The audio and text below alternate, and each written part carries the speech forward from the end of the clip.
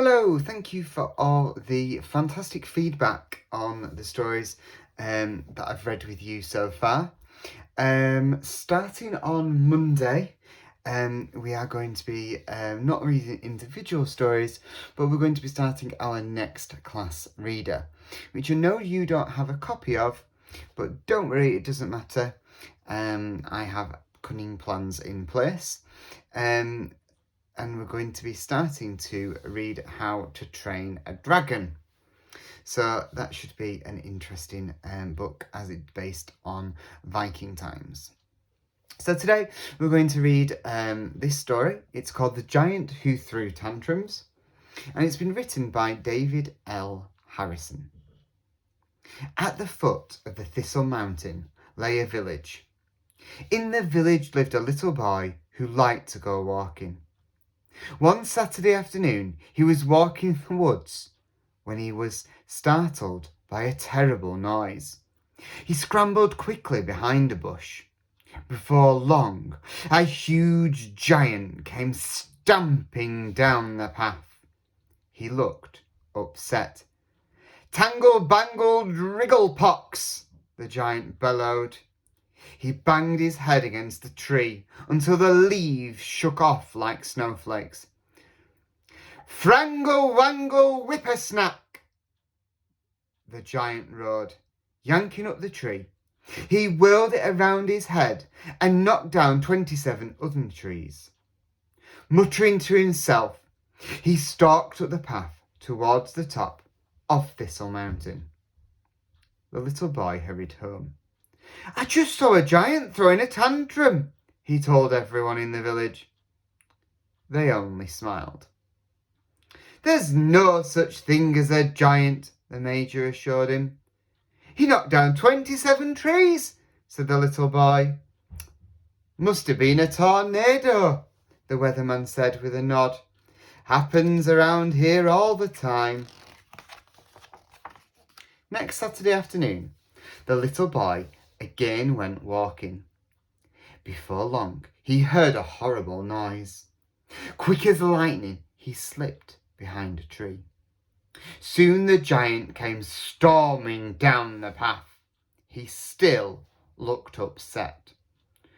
"Polly-woggling frizzle-snatch!" he yelled. Throwing himself down, he pounded the ground with both fists. Boulders bounced like hailstones. Scowling, the giant puckered his lips into an O. He drew in his breath sharply. It sounded like somebody slurping soup. "Pooh!" he cried. Grabbing his left foot with both hands, the giant hobbled on his right foot up the path towards the top of Thistle Mountain. The little boy hurried home. "That giant, it's at it again," he told everyone. He threw such a tantrum that the ground trembled. "Must have been an earthquake," the police chief said. "Happens a lot round here sometimes." The next Saturday afternoon, the little boy went again walking. Before long, he heard a frightening noise. He dropped down behind a rock. Soon, the giant came fuming down the path. Where he reached the little boy's rock, he puckered his lips into an O. He drew breath sharply with a loud rustling wind sound. "Pooh-wee!" he cried. "I never get it right." The giant held his breath until his face turned blue and his eyes rolled up. "Fuzzle humper backawacket," he panted. He then lumbered up the path towards the top of Thistle Mountain. The little boy followed him. Up and up and up he climbed to the very top of Thistle Mountain. There he discovered a huge cave. A surprising sound was coming from it. The giant was crying. "All I want is to whistle," he sighed through his tears. "But every time I try, it comes out wrong." The boy had just learned to whistle. He knew how hard it could be. He stepped inside. The giant looked surprised. "How did you get here?" "I know what you're doing wrong," the little boy said.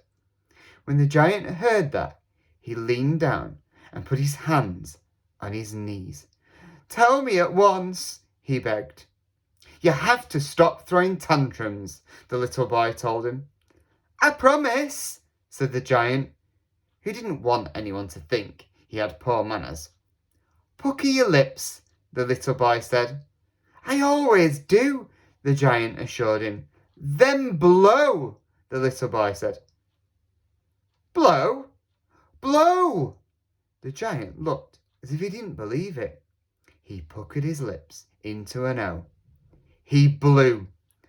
Out came a long, low whistle. It sounded like a railway engine. The giant smiled. He shouted, "I whistled! Did you hear that? I whistled!"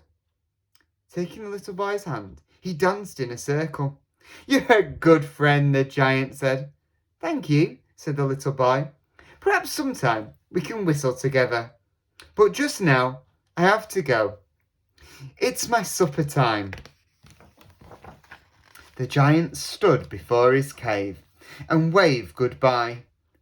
The little boy seldom saw the giant after that, but the giant kept his promise about not throwing tantrums. "We never have earthquakes," the mayor liked to say.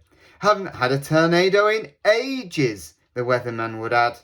Now and then they heard a long, low whistle somewhere in the distance. "Must be a train," the police chief would say. But the little boy knew his friend the giant was walking up the path towards the top of Thistle Mountain, whistling. So I hope you enjoyed that story, and I can't wait to share our new class reader with you next week. Keep safe. Have a fantastic weekend. Well done for all the amazing work that you've produced this week. And I'll be back chatting to you on Monday.